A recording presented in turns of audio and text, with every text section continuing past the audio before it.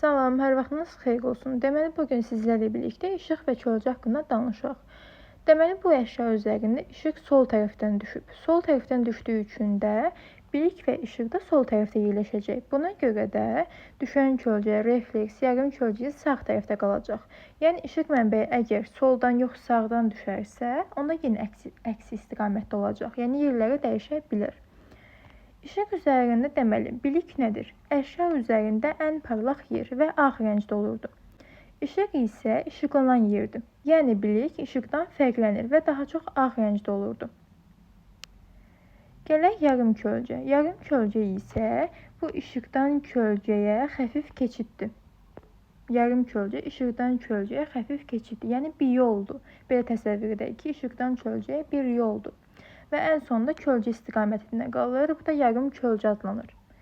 Şəxsi kölgə isə əşyanın işıqlanmayan səthidir. Yəni bu əşya üzərində işıqlanmayan səth şəxsi kölgə adlanırdı. Bu istiqamətə işıq düşmür. Gəldik düşən kölgə. Düşən kölgə isə əşyanın düşən öz kölgəsidir, yəni düşən kölgəsidir. Və işıq mənbəyi əgər dəyişərsə, düşən kölgə də dəyişə bilər. Refleks isə əşyanın, yəni düşən kölgənin əksidir. Yəni əks istiqamətdə olan işıq və rəngin əksidir. Baxın bu hissə. Deməli, yenidən baxaq bu hissəyə.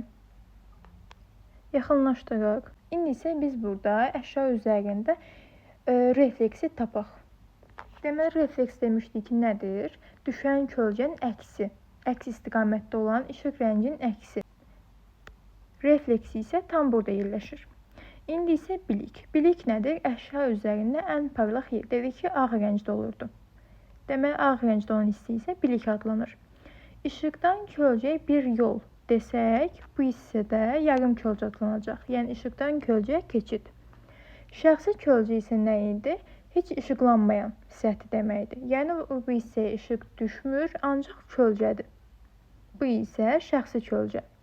İndi isə işığı tapaq. Dedik ki, biliklə işıq nə ilə fərqlənir? Bilik ağ rəngdə olurdu. Ancaq işıq isə işıqlanan hissədir. Düşən kölgə isə əşyanın öz kölgəsidir. Bu hissə isə düşən kölgə adlanır. Deməli, işıq və kölgə haqqında ən vacib məqamlardan biri də düşən kölgə həmişə qara olmurdu. Yəni, ətrafdakı rənglərdən, işıqdan təsirlənərək mavi, boz, qəhvəyi və ya başqa çalarlarda ola bilərdi. Ən böyük səhvlərdən biri də kölgənin hamısının, yəni bir əşya üzərində olan kölgələrin hamısının eyni rənglənməsi ən böyük səhvlərdən biridir. Səbəbi isə təbii işıqda olan kölgələrin də tündlüyü fərqli olurdu.